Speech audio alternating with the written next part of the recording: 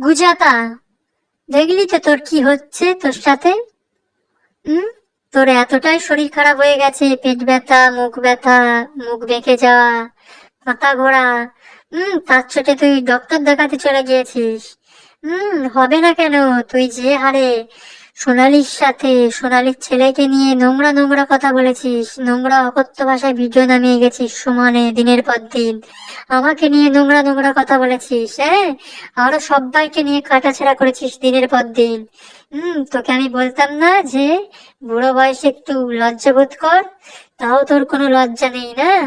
কালকেরে যখন আমি একটা স্পেলিং ভুল করি, এসটি কালকের আমাকে নিয়ে একটা ভিডিও করেছে। সেখানে গিয়ে তুই উম হা হি হি ইমোজি দিচ্ছিস, হাসির ইমোজি দিচ্ছিস, হ্যাঁ?